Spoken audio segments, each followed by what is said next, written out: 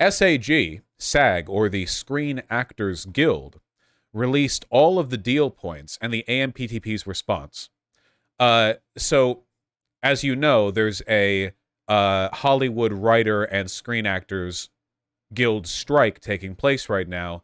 A lot of stuff has happened in that set of engagements and disagreements. One of the most petty and vindictive and horrible ones that I've seen for how like petty it was is that an area that, as I understand it, was probably going to be walked across for the striking or the protesters.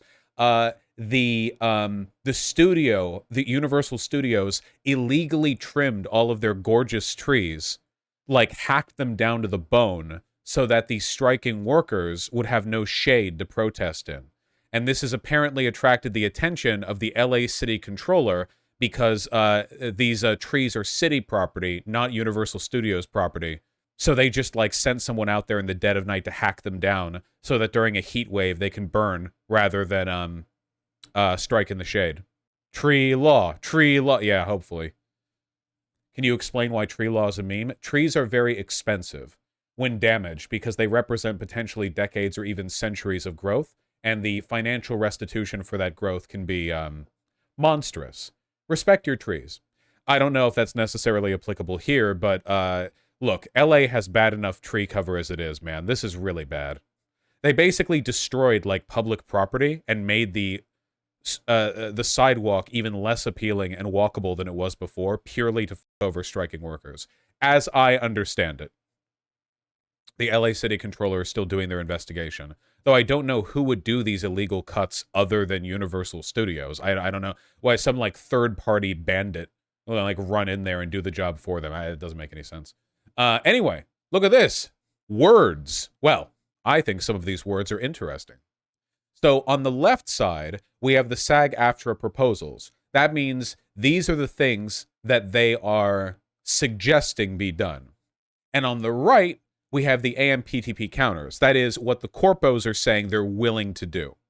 So this is a little bit technical, but I think it's important to understand the nitty-gritty of what strike negotiations actually look like. We don't always get a release of all the details, and I really like that we are getting it here, you know? So we're going to take a sec. Under the section Economics, Inflation, and Wage Invasion, minimums. 11% general wage increase in year 1, 4% in year 2, and 4% in year 3. The response from corpos, 5% in year 1, 4% in year 2, 3.5% in year 3. Very expertly negotiating the third year from 4% to 3.5% to really save those extra cents. It's worth noting, by the way, that given the burst of inflation that we had the prior year, asking for an 11% general wage increase is not even really a general wage increase. New media revenue sharing. Cash share in the revenue generated when their performances are exhibited on streaming platforms. Rejected. So that right there is like number one. One of the main concerns is, hey, why did we get residuals from TV broadcasts, but from streaming broadcasts, we don't get anything at all. No residuals. We don't get any ongoing money for the popularity of a project. We get nothing. Rejected. Wage invasion due to advance payment of residuals. Limit the amount of a performer's salary that can be reduced due to the advance payment of residuals. Some more technical thing. Increase the protective threshold figures in the contract and match terms agreed to by Netflix in 2019, but refuse the union's request for transparency with a separate residual check. So the corpos are essentially saying, we will not be transparent by making it clear what money is coming from residuals and what money is coming from other recompense. Anti-transparency on where your money is coming from, basically. Per diem, adjust for inflation the money that members receive to pay for meals and incidentals when traveling for work. Not increased since 2001. 22 years since it was last adjusted how much you get for meals and incidentals. Increase the amount due by far less than inflation. Ignore the issue of actually making the payment on time. Oh, it should be clear, the counters here are being written out by the union, so I want to say, to make it perfectly clear, I trust what the union says. I will not trust what the corporations say. I trust what the union says. If the union says they rejected this or ignored the issue, I trust them. If the corpos come out and provide evidence that they were lying about one of these counter proposals, then we can look at that. But I don't think that's going to happen. I will trust unions over corpos' perspectives any day without strong evidence.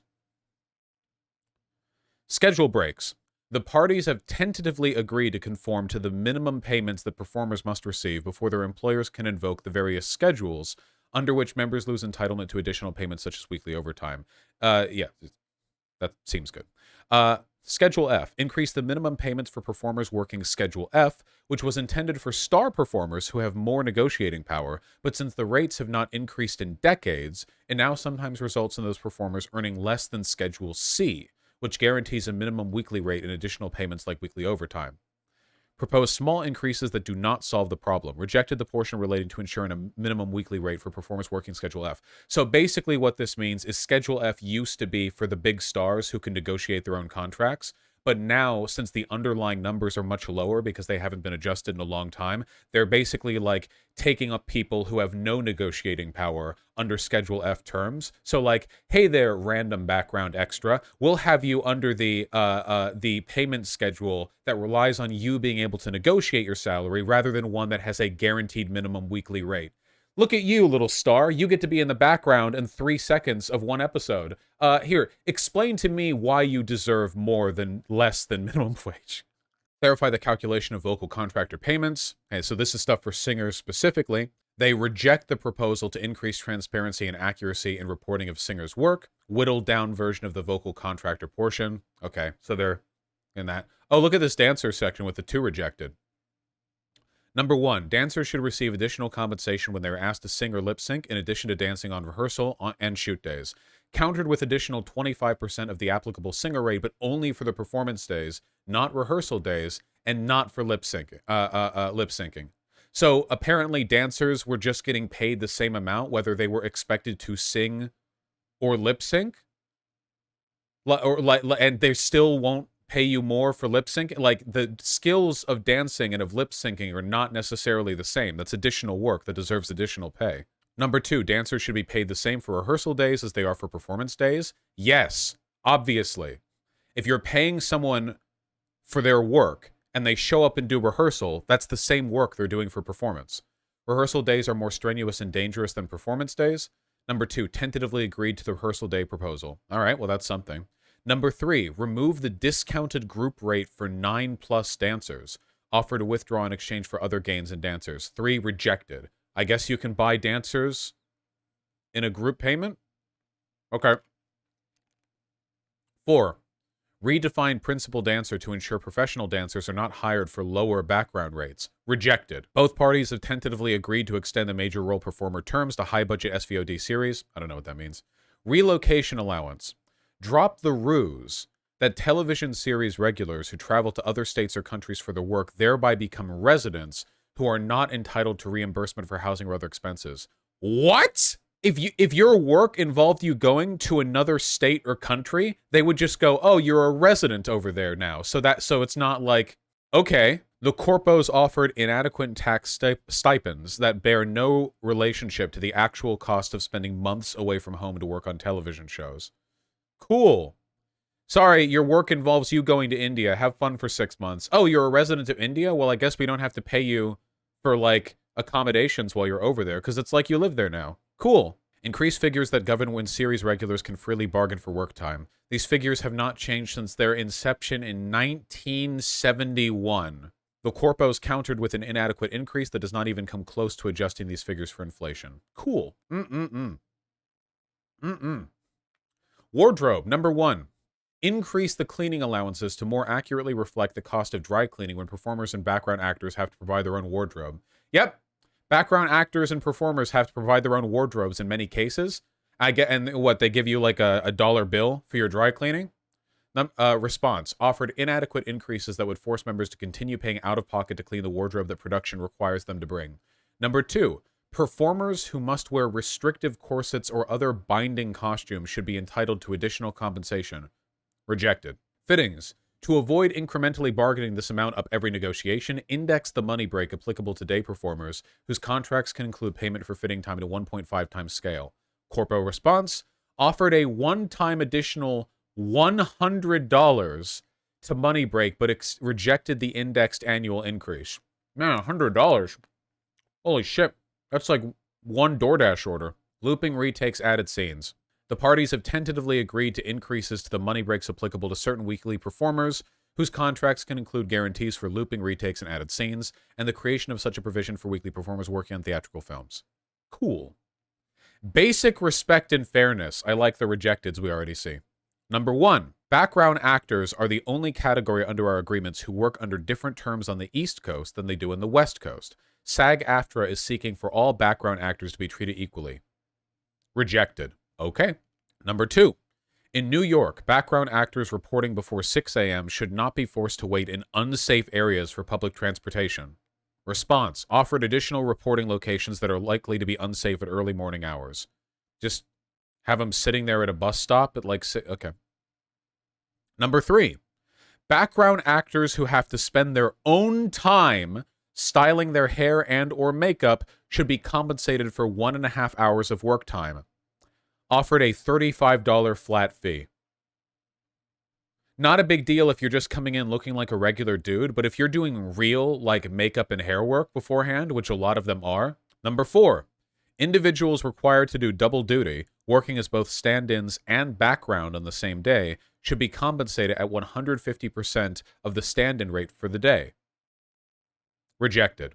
Number 5, stand-ins who are required to rehearse or perform in place of a principal performer should be paid half of the principal performer rate in addition to their stand-in pay. Offered to withdraw for single camera shows if AMPTP agreed to multiple right, technical detail. In response, offered $150 for stand-ins who have to rehearse or perform in place of a principal performer on multi-camera half-hour shows. Rejected for single camera shows. Notice how basically all of the corpo responses are offering minimal flat fees rather than anything proportional or hourly. They don't want to do anything percentage-based. They want to agree to a bunch of tiny flat fees that'll be made irrelevant by inflation within a decade. Because that's what happened before. They want to make everything like, oh, okay, we get a tiny loss here. You know, but don't worry. In a decade, all of this won't be worth anything anyway.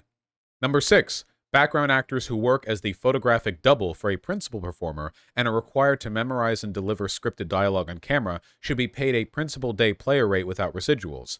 Wow, what a surprise. Offer flat $150 to background actors who render services as photo doubles or deliver scripted dialogue on camera. To be clear, guys, these are background actors delivering scripted dialogue on camera. This isn't just a guy shuffling in the background. This is somebody giving... This is somebody acting in that scene. Scripted dialogue. They're in the script, as in their character is in the script, the screenplay. $150. So that was the first post. There are 2 more. We've looked at 3 out of 9 pages. Number 7. Background actors should be paid for each episode they are employed in during a single day. Rejected. Casting and self-taped auditions. Online casting platforms. Performers should not be required to pay for access to employment opportunities, nor provided preferential treatment in exchange for fees to a casting platform. And the response. Countered with an approach that will not stop the unlawful practice of requiring many performers to pay for access to jobs. So this is like when you have to do casting reels or get your headshots or your auditions or whatever. Like when you pay to even like put yourself forward for a job. Yeah. If you're an actor, in many cases, like, you're paying for headshots, you've got to be up with the workouts and makeup and fashion because you're literally trying to be an actor, and then you have to make, like, an audition reel, and yeah, paying agents, like, cool. Shirked responsibility for their use of third-party casting platforms and proposed disingenuous, quote, solutions that allow for preferential treatment for performers who pay more with no enforcement mechanism. Cool. Self-taped auditions. Proposed reasonable rules and expectations for self-taped auditions that alleviate some of the burden and cost of casting that is shifted to members. For example, establishing a minimum turnaround time for self-tape auditions for adults and minors excluding weekends and holidays. Disclose if an offer is out or if the role has already been cast at the time self-taped auditions are requested. Yep. After a role has already been filled or removed, they'll still sometimes take self-taped auditions, or like people will waste their time and money making an audition for a role that no longer exists or has already been filled, either like out of spite or because they're just like accumulating data on actors in case they want to use them for something else or whatever. 3, limit the number of pages for a first call, so you don't have to like do 50 pages of a self-tape audition in order to get a job. Like, here, spend 6 hours in a recording studio, you know? They tentatively agreed to some but not all necessary regulations, but only on the honor system, as they have refused any enforcement mechanism. Cool. They tentatively agreed to reasonable workaround time or turnaround times, but refused to exclude weekends and holidays. They countered by rejecting disclosing when an offer is out and requiring performers to contact production to ask if a role has already been cast. They will only endeavor to respond. What pieces of shit? Oh, letting actors know if the role has already been cast? No. They'll have to call to ask if it's been cast, and also we'll use the honor system, and also we will endeavor to respond when they call. Countered with an unacceptable number of pages for the first call. Number 4, they tentatively agreed to limitations on technical requirements such as recording quality, cameras, lights, microphones, backgrounds, editing software, and uploading services. Because again, if you want to be an actor, you better hope that you have like thousands of dollars in media equipment to make sure that you have Hollywood quality production for your audition tape. 5, tentatively agreed on limitations on slate requirements, including allowing vertical/portrait full body shots. Not entirely sure what that means, but I'm glad they agreed. Number 6, any tone, style, genre, period, creative vision, character description, accent, or other available information about the project and role should be provided to the performer at the time an audition is requested. Rejected.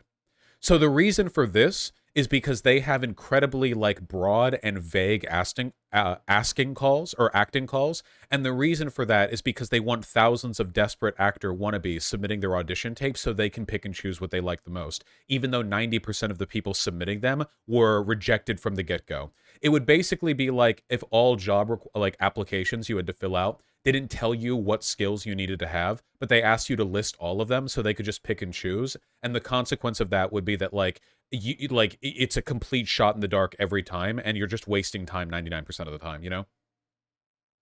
They also want the freedom to be able to change their ideas like on the get-go, like if they initially have some kind of tone or style, but then they want to like shift to another one. But this is insanely like bad worker practice, you know? It wastes a ton of people's times. Number 7, tentatively agreed that performers shall not be requested to audition in the nude or required to do a stunt in an audition. That's right, currently in Hollywood, you can request aspiring actors to do nude auditions or stunts in the audition. Not stunt actors, regular actors. Do a flip, also get your tits out. Yes, this is known as the Weinstein Doctrine. Thank you. Number 8, tentatively agreed on audition regulations for dancers, including that the music and choreography shall be provided. Dancers shall not be asked to choreograph or improvise, space and time limitations, and it must be a solo dance. That's right. If you wanted to audition as a dancer, or want to right now, they might ask that you do so as a group, meaning that if you want to do work as a dancer, you need a ensemble that you can convince to all get together to do group work, even if the call is only for one person, meaning you somehow need to be able to get other equally talented people to work with you in an audition tape where only one person can get the job. Literally, why? Because they hate you. Any inconvenience suffered by the worker is fine by them if it improves their quality of living by any measure whatsoever. 1,000 hours of time or millions in money wasted by workers in any given audition, if it saves them just a minute, it is worth it to them.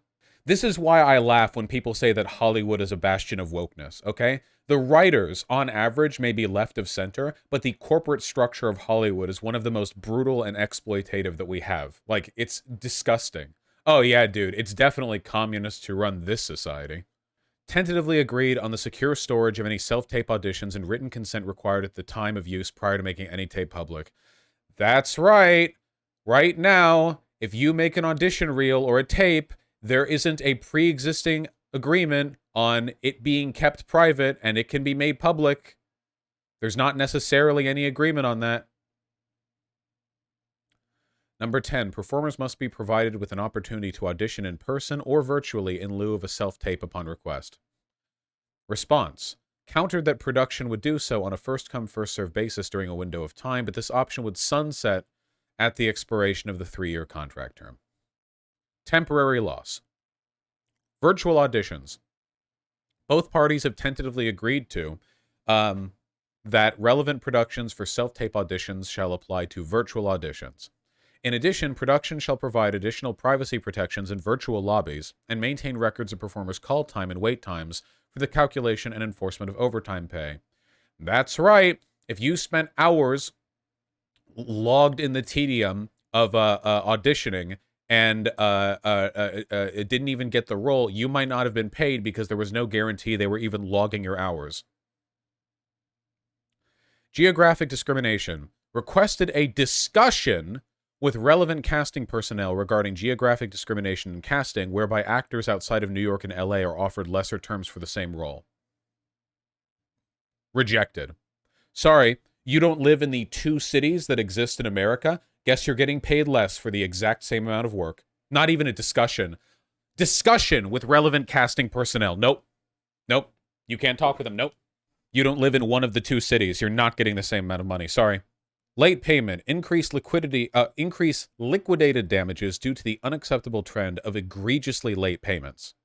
Rejected. Though they admit their companies consistently pay late, they have stated that they still will not pay on time, even with increased penalties. Oh, okay. So they're like, oh, yeah. Penalize us however you like. We're going to pay you extremely late, whether you like it or not. No, sorry. Just evil. Like, they're literally like, nah, sorry. We just really like paying you late. We just really, really, really like it when like aspiring actresses in Hollywood have to turn tricks to make rent and then get the payment like the day after rent was due. We really like that. That's just our thing, you know? Talking with a Hollywood executive and they're just like sliding over a cigar cutter towards you and they're like, can you just put your finger in this? Just for me. Hair and makeup equity. To ensure equity for all members, including performers of color, all sets should have qualified hair and makeup professionals and equipment to handle a variety of hair textures, styles, and skin tones. Tentatively committed to taking steps to ensure the appropriate qualified hair and makeup professionals are on set, but applied this only to principal performers and refused to mandate it. So, no mandate, and also only if we have, like, I don't know, a black chick in the main cast. Sorry. So, like, no difference. Because if you're a principal performer, in all likelihood, you probably already had makeup and hair there that were accommodating of your particular, like, skin tone or hair. Like, basically no difference. To ensure safety, members should be given the opportunity to consult with HMU professionals prior to starting work. Tentatively agree to provide consultation to principal performers, but not to background actors. What a surprise. Refuse to make portions of this provision enforceable via arbitration. Pension and health and retirement. Pension and health will be summarized at P&H. Increase the P&H contribution caps that have remained stagnant for more than 40 years. Corpos countered with insufficient increases to the caps. Number 2, background actors under 14 years old should not be discriminated against. They should receive pension contributions like everyone else. Corpos respond by maintaining that background actors under 14 should not earn pension contributions in the West Coast zone because they, quote, are not serious about staying in the entertainment industry. Oh, that's a good argument. Oh, pensions? Oh, workplace benefits? Oh, yeah, sorry. We've decided you're not serious enough about this, doing this work at 14 years old. Sorry. Sorry, bye-bye. We don't take you seriously. No money. Bye-bye. Why should that even matter? Yeah, don't pay wages then. Sorry, we would have paid you, but like we don't think you'll be doing this job in a year, so we're just not going to give you money. Sorry, that's how this works. Bye-bye. Number 3, address the allocation and funding between the pension plan and retirement fund. Parties have tentatively agreed to suspend the current allocation methodology while they study alternatives. Great. Stop the producer practice of using benefit fund contribution caps as an excuse to keep residuals money that belongs to the members. Rejected. Sorry.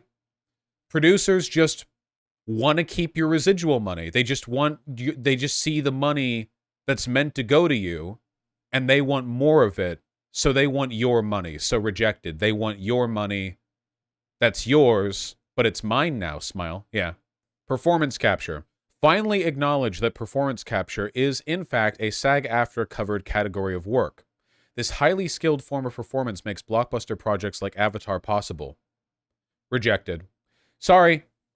Guys, 50% of movies these days have some dude wearing a green suit with a bunch of rubber baubles all over it doing motion capture work. But nope, sorry.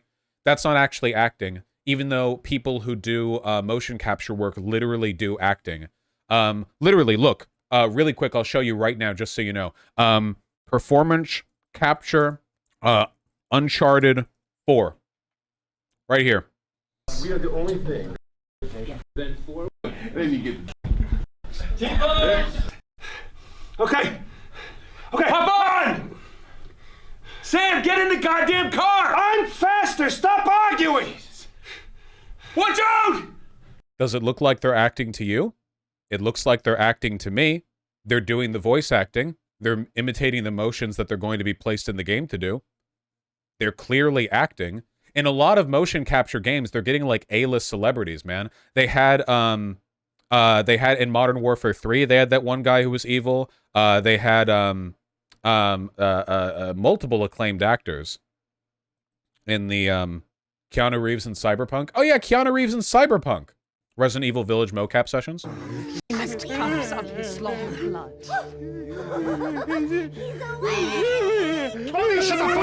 I don't know, guys. It looks like they're acting to me. I mean, I admit it looks super goofy, but like, whether you like it or not, performance capture technology is used in a ton of stuff these days, and they have to act through it.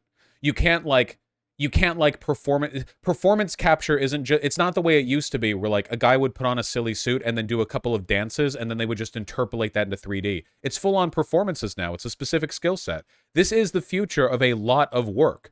But sorry, not actually acting. Sorry, rejected. Oh, this kind of performance makes Avatar possible. What is Avatar? Even what is highest grossing movie of all time? Well, what is that? That's not acting. This is some minor thing. What are you talking about? Didn't Andy Serkis like get awards for his performance as Gollum? Gollum to me is still like the absolute apex of, this is older technology now. This motion capture is like 20 years old, but one of the Andy's physical presence on look at how goofy it looks like compared to today, you know? The suit that he's wearing. Set. I hate you. Anyone who does this face in front of a camera is acting, okay? All right, moving on. He did such a good job. Basically, everybody who's watched the Lord of the Rings movie trilogy remembers distinctly Gollum, the character, because he felt just as real and lifelike as every other person there, even though he was a CGI creation from 20 years ago. And that was purely due to the, like, incredible... Well, not purely, but largely due to the incredible performance capture work from Andy Serkis.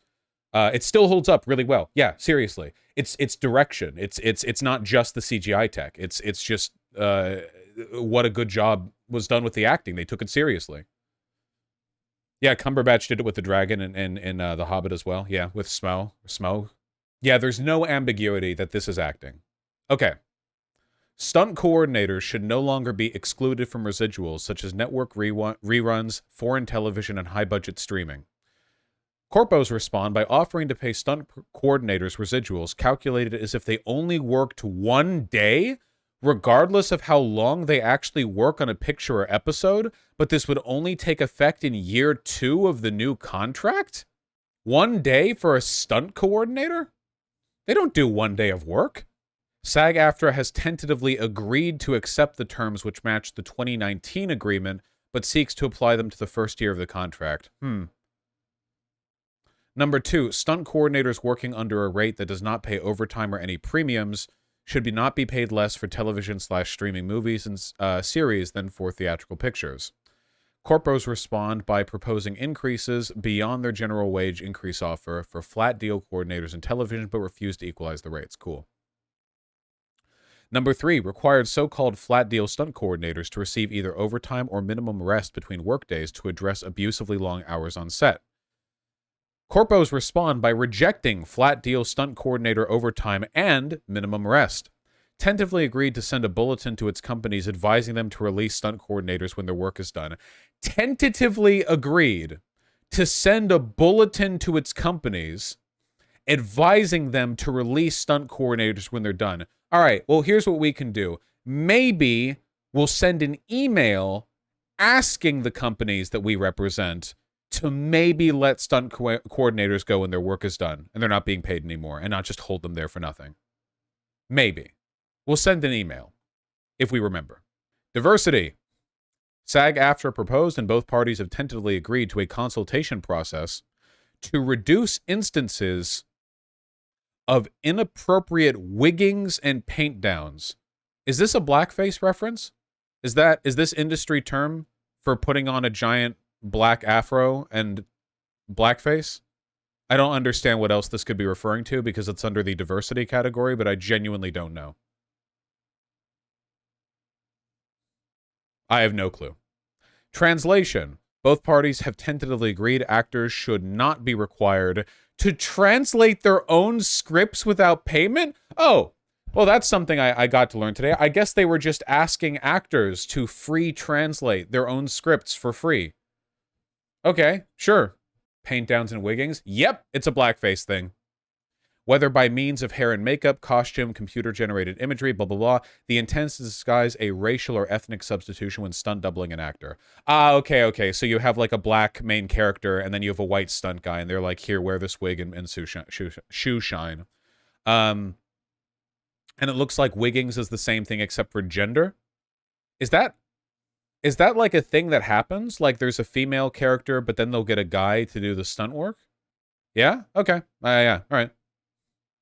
That happens a lot. Well, there are much more male stunt actors than female, but okay, yeah. Audio descriptive services. Establish minimum terms for performers who narrate productions for blind and low vision viewers. Rejected. Sorry. Any standards of payment for people who do accessibility narrations or anything like that? Nope, sorry. Protection of the profession. Oh, here we get into the real shit. Artificial intelligence. Establish a comprehensive set of provisions to protect human-created work and require informed consent and fair compensation when a, quote, digital replica is made of a performer, or when their voice, likeness, or performance will be substantially changed using AI.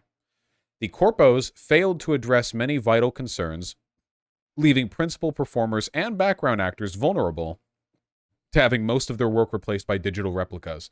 Remember that at this point, for years now, Hollywood has been taking full 3D scans of people's bodies and faces, and has been taking like composite voice samples in the effort of building a database they can use to AI everything rather than having to pay actors. This will be a fun page. Improve residuals due for continued exhibition of pictures made for subscription-based streaming services. The corpos offered proposals, progress in this proposal, but significant gaps remain. Set reasonable timelines for the exercise of options that do not restrict series regulars from obtaining other employment during increasingly long hiatus periods imposed by employers between seasons. Corpos respond by agreeing to improve timelines only for some performers and only for new series commencing in the second year of the contract. Because, like, depending on what you're working on, you can be, like, on call, and it's like, well, okay, I don't think we're going to be shooting again for another 3 months, so I should get another job. But then, like, it could be sooner or later, and you don't really know. And it fucks with your ability to, like, make rent. Guest stars. Performers hired by the week in recurring roles without start dates should be given at least a tentative window of work dates. Request a discussion of problematic hiring practices that result in performers being held off the market, unable to take other work. Counter makes progress, but still contains problematic provisions. Sorry, guys. Want your employers to tell you when to come in for work ahead of time? Nope.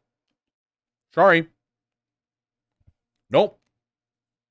That's crazy. What are you, some kind of communist? It's crazy. That's crazy. Here we go. Number 1. Apply union scale minimums, rest periods, and protections for minors to new media productions that are not high budget regardless of length. Rejected. Require residuals for ongoing exhibition on advertiser-supported and subscription-based streaming services regardless of the budget or length of the picture. Rejected. Calculate residuals for pictures made initially for new media, then exhibited on network and foreign television on the same basis as pictures made initially for television. Rejected. Increase the residual that applies when a traditional media picture is exhibited on a streaming platform that is free to the consumer. Rejected. Require greater specificity in the information provided in connection with the payment of residuals.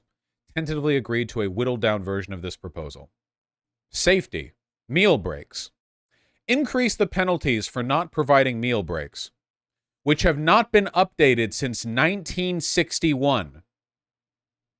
Rejected. Increase the penalties for failing to allow performers sufficient rest between workdays. Rejected. Got a mouthful here. In the category of sexual harassment prevention, SAG-AFTRA proposed and the parties have tentatively agreed that producers will use good faith efforts to engage intimacy coordinators for scenes involving nudity or simulated sex, and upon request for other scenes that producers will provide information regarding discrimination and anti-harassment policies, including how to report violations, and that background actors will be given at least 48 hours notice of scenes involving nudity or simulated sex acts. That's right. That's not already a thing. You just show up to work one day and they ask you to take your cock out. This is really, really important.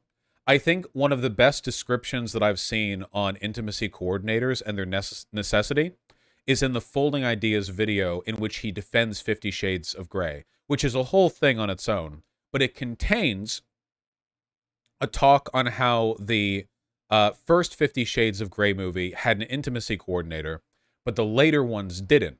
And then in the first one, the female actress, the lead of the movie, seemed like fine and kind of bubbly about the simulated sex in the movie. But in the future ones, she said she just drank to get through it. Because there was no intimacy coordinator. So, like, you have an actress who's, like, basically naked in front of the 50 people that are on set to film whatever it is you're doing. And there's no, like, professional navigating that situation. You just have, like, a male director and male cameramen and male actors and, like, all right, let's do the thing. The MPTP has also tentatively agreed to review and revise their harassment prevention training programs with an eye towards handling scenes and situations of a triggering nature. Minors.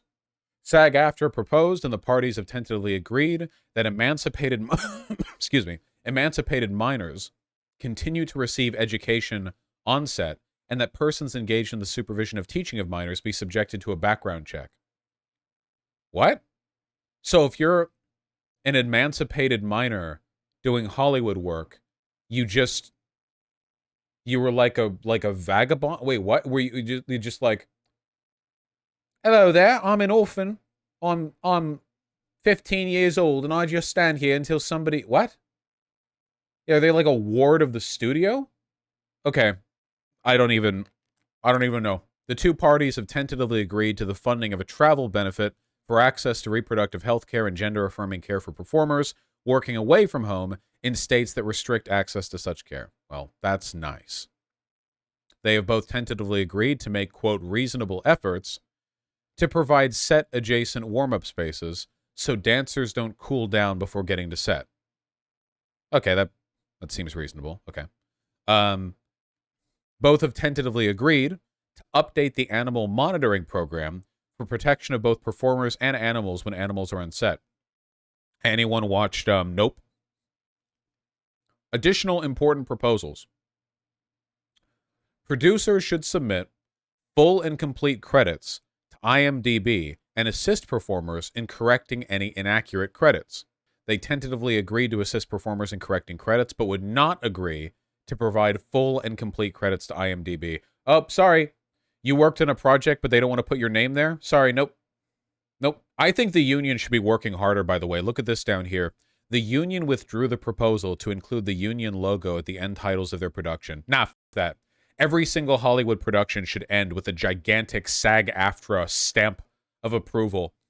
Big-ass logo. It should be like taller than it is wide. So you enter at the top of the union logo, and then it just scrolls down through it for like 4 minutes.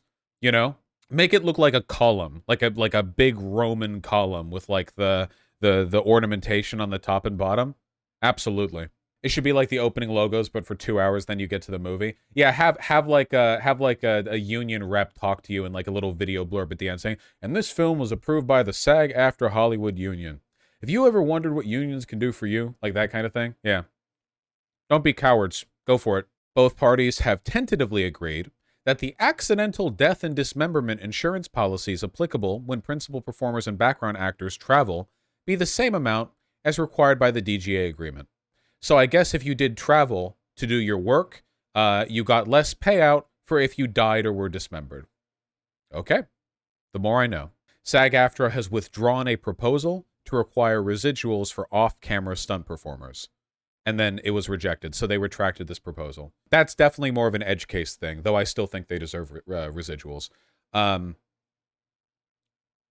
The parties have tentatively agreed to a 3-year term. We'll see. Non-disclosure agreements. SAG-AFTRA has withdrawn the proposal to protect against egregious provisions in non-disclosure agreements. And they rejected it anyway. So these are things that SAG-AFTRA has, like, withdrawn in the ongoing negotiations. SAG-AFTRA has withdrawn the proposals for scale minimums to apply to trailers and new media, but continues to ask for transparency and accuracy in the reporting to work on trailers. We'll see how things go. It's so clear from these papers that we have right here that the union is nowhere near making an agreement with the with Hollywood. Last page! And these are things that SAG-AFTRA has given up on here. That's why they're at the end.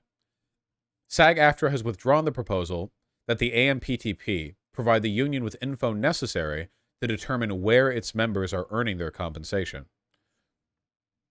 SAG-AFTRA proposed, and the parties have reached a tentative agreement, that the producers report on member earnings up to $1 million per picture. Okay. SAG-AFTRA has withdrawn a proposal to require that documents be provided in electronic format, rather than requiring in-person review of paper documents.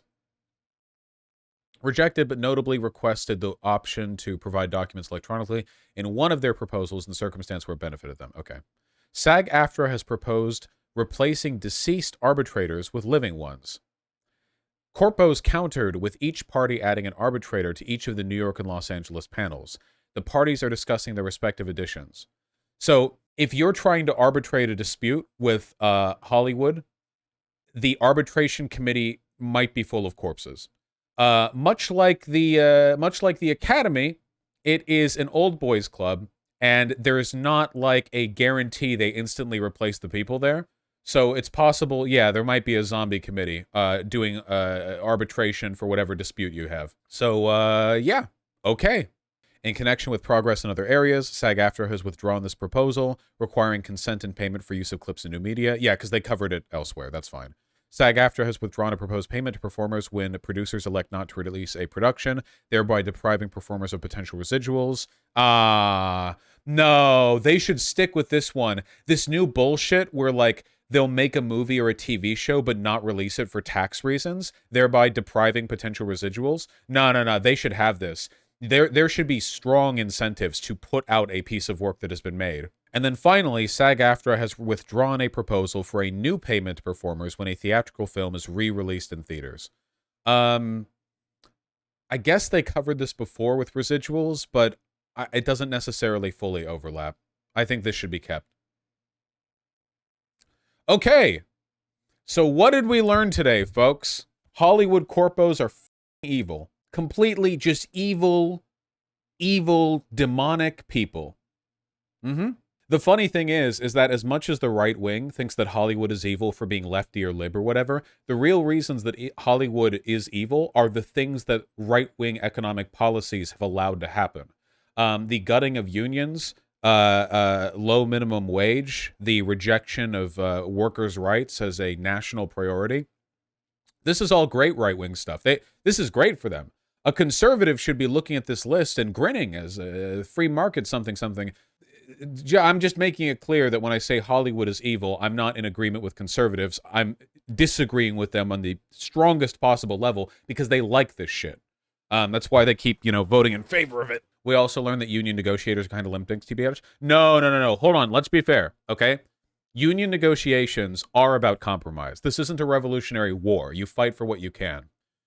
The list of proposals that they came up with, in my opinion, were strong and well-informed. And it looks like they're really willing to fight with some good asks, you know?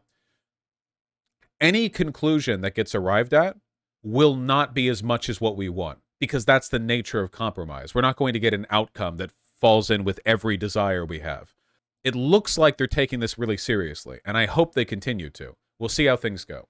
It's genuinely enraging. Yeah, it is. They're evil. Totally evil.